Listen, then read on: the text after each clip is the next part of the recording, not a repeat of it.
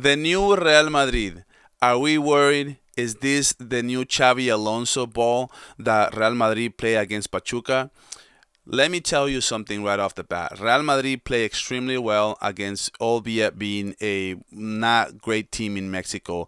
But Toluca was actually the last champion, and before that, Club America won three Liga MX in a row. So Pachuca is not like Pachuca has been killing it even in Mexico. But Real Madrid did play well. Are we about to see two highline teams in La Liga? I'm gonna tell you that in this tactical video, so you're gonna want to stick around until the end of this video. But first, you know the drill. Please like and subscribe. Comment your thoughts. Let's get into it.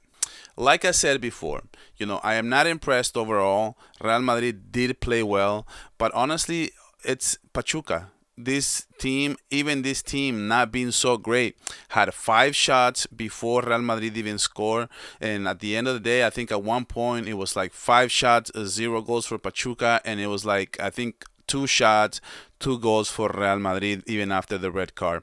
So I don't know exactly what to make of this Madrid team yet, but one of the things I will tell you is that there's a lot of differences between the Ancelotti team and the Xavi team. So first and foremost, I guess Xavi is going to play like a 4-4-2. Even though on paper it may look like a 4-3-3, he's really playing a 4-4-2. And he's playing with Vini, and he was playing with this other kid, Alfonso Alonso, something like that. And I'm assuming when Mbappe gets back, he's the one who's going to be instead of that new player that came out of, I guess, La Fabrica or whatever. He actually played incredibly great. So, but what I do want to show you first is Real Madrid is really getting exposed already, like the high line that they are playing, and this is one of the first differences that I'm gonna show you about Xavi Alonso ball and Ancelotti. And this Ancelotti really never played like this. And what we have here is in the midfield. Basically, Pachuca is going to expose the new way of Real Madrid playing literally like Barcelona with this high line. Because and quite frankly, Dean Housen, I think it's because maybe, I don't know if it's, they're all trying to understand how they are playing. But Dean Housen here, it's really one of the weaknesses that I've seen from him. He's a fantastic player, by the way. I'm going to get into him later on this video. But Dean Housen is one of the players who don't play the high line particularly well. That he doesn't play the onside position, or the offside position, however you want to call it. The same thing happened with Cristiano Ronaldo in the Nations League. So what I would say is that this is one of the things that he needs to work on his game. So we have Rondon here, who is really going to expose the fact that Dean Housen is way too deep, and he's literally just going to do a breakthrough here, and it's going to be a one-on-one, and it's going to be the reason why Asensio kind of panics here. So Asensio makes two mistakes. So the first mistake, in my opinion, is why would you grab him once he's gone, right? I think he could have had a little bit more help from Dean Housen here, but the fact that he doesn't, and he grabs him from behind, and he's the last man, like he would have just been gone at this point. I was still for a player like Rondon, he's actually very good. He's actually very good at finishing chances. But what I would do here is I would just let him. I would just let my goalkeeper do the job and try to bail me out. And he doesn't give Courtois a chance. He grabs him by the back, and that's a clear red, to be quite honest with you. So at the end of the day, that was a boneheaded play by Asensio, who I've always said this. Asensio has incredible speed. He's a warrior. He likes to play really hard for your team, kind of like Gerard Martin. Gerard Martin plays incredibly hard. But one of the things from Asensio, the center back position, it's an extremely important position because you cannot make a lot of mistakes. If you make one mistake, it's a penalty. If you make one mistake, it's a breakthrough, and it's already a one-on-one. You're letting your goalkeeper out to dry. So this is why it's so magnified every time he makes mistakes, right? So he's been making mistakes after mistakes, and we're not talking about just this World Cup. We're talking about even in La Liga, always making this kind of like he lacks technique when it comes to marking, and every time he loses his mark, he panics and he tries to grab the player. So that's always something that he needs to work on if he wants to start for Xavi Alonso again. He's gonna need to be more sound and more clinical. But overall, why am I not impressed with this Real Madrid team? Okay, let's take a look at this play where, quite frankly, Barcelona can do this to Madrid every single time, and Madrid really they're not going to defend this play very well, and it's gonna be a counter attack without having to be a counter attack. So a few things happening. The first thing is that, okay, so this player, he already saw that they have possession of the ball, right? So what he's gonna do is he's gonna try to go around Tchouaméni here and just basically hit him in stride, right? So there's a player with the ball right here, and yeah, basically what he's gonna do is like he sees that this player is already reading the play, so he's just gonna hit him in stride. So the issue here is that Tchouaméni doesn't go with the player. Tchouaméni kind of stays.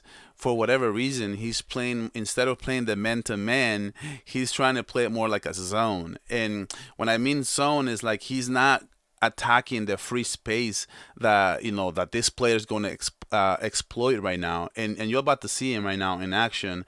Instead of running back and tracking back with the player and go on man and try to hit the space, like I said, he's playing more like he's trying to play it more like covering the zone instead of just going with the player, and that's the first mistake that Tchouaméni, as you can see. That's what I mean by playing zone. Instead of running with the player, he stays in the zone, and that's going to be an issue that Barcelona is going to exploit with Rafinha, with Nico Williams, if he comes to Barca. So Barcelona, this is their bread and butter, and I totally see Real Madrid having a ton of issues with Barcelona if they're going to play like this. And as we can see, he hits him in stride. I think Trent, it's about right here. I think Trent's about right here, and Tchouaméni as a CB, you're literally letting another CB here, and you're hanging him out to dry, because it's literally like a one-on-one, and he has to go cover the space, and that just creates more chaos. Now, Real Madrid it's so lucky that this is Pachuca and not Barcelona, because as we can see, this player, instead of attacking all the spacing, right here, all the space, he's gonna try to pass. But in that attempt to pass, he's so bad that he literally sends it to the defender, as we can see right there. I think this is actually Valverde, who's literally covering for the CBs. It's crazy to me that's if that's Valverde. I can't tell if it's Valverde or Dinghausen at this point. But what I'm saying here is, like, this player, it's not even being more aggressive.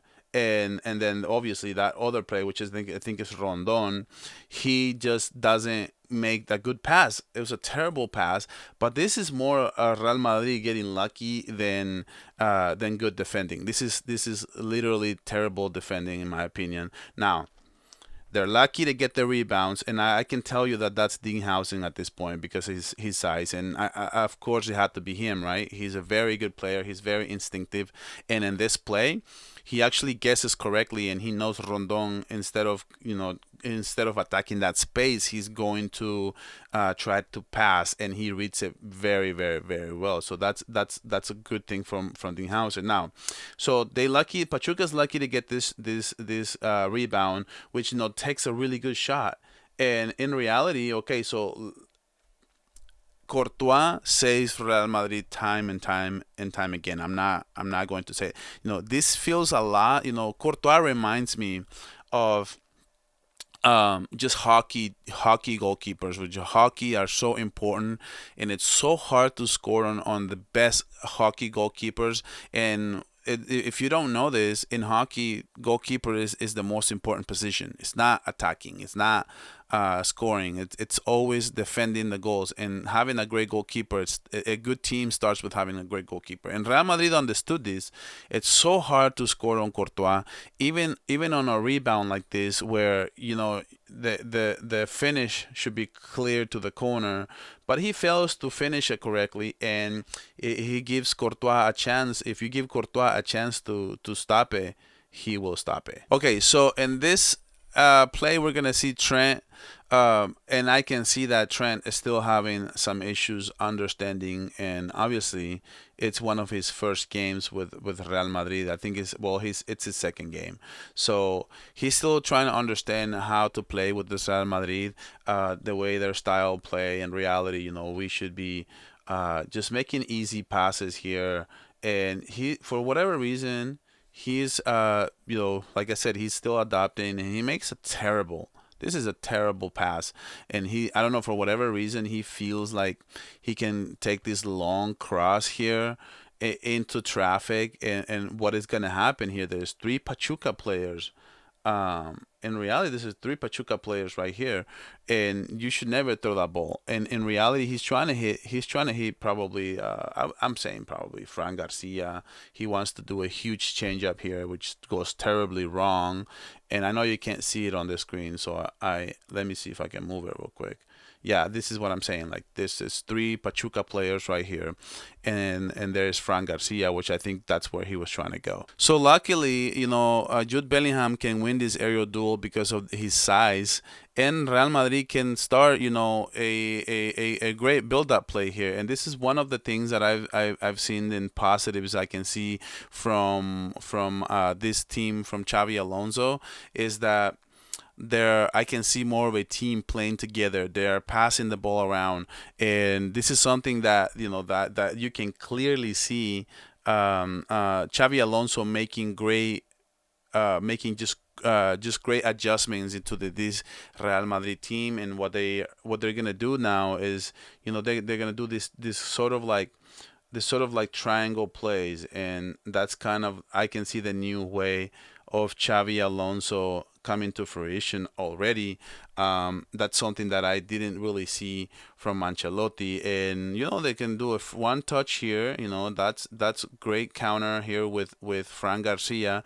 He's already in stride. This is a great counter, by the way, and this is, like I said, this is one of those few games I've seen Real Madrid score 3 goals, and none of them were like an individual play and where you pull a rabbit out of the hat and you just score a banger, right? For example, the last game against Pachuca, I saw 2 bangers from Rodrigo, and that's literally all it was. It was just one individual player making a great individual play, and this is totally the opposite. So I can see how Real Madrid here, they are trying to find each other.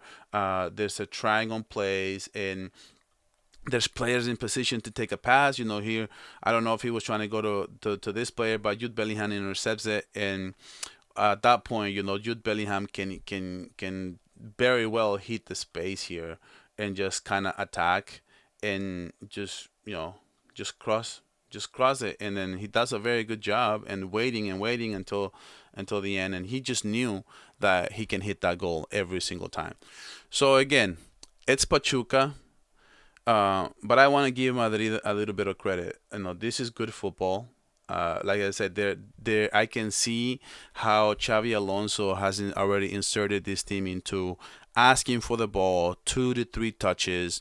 He doesn't want players to just be like just play by themselves and just dribble the ball. And every time somebody gets the ball, they're looking up who I can pass the ball to.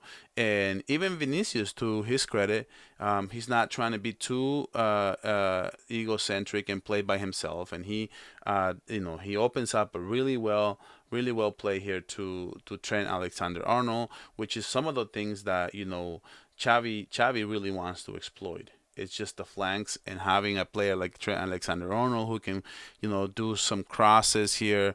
But what he's gonna do is, he actually played a great through ball here, and this is, like I said, Real Madrid playing the one touch, two touch, and Trent Alexander here, he barely even control the ball. Let's just see it again. So one, two touch, and then Vinicius Junior is already changing it. So Trent's gonna control, and that didn't even control. That's a one touch, and even I think this is Brahim Diaz. I still don't know. Sorry if I don't know exactly who that is, but he's gonna hit Arda Güler in stride here, and Arda Güler is just like I said, he's a quality player. I love him so much. He's one of my favorite players for Real Madrid. I've always said this, by the way. It bums me out that Barcelona was gonna get him, and they didn't get him. So sorry if Trent wasn't on the screen, by the way. I apologize, but like I said, great finish. Arda Güler is one of those players who are just incredible. Okay, so now it brings me to Dean Housen. I think Dean Housen is an incredible player, fantastic, great size. I still don't really rate him highly defensively. I still want to see some more. I think he's gonna develop into a much better defensive player, but he has incredible instincts. Like I said, that play that I showed you with Rondon. But one thing that is so superb in the in-house's game is his build-up play. And Real Madrid is going to find out just how much of a cheat code he can be when you're starting a build-up play with him.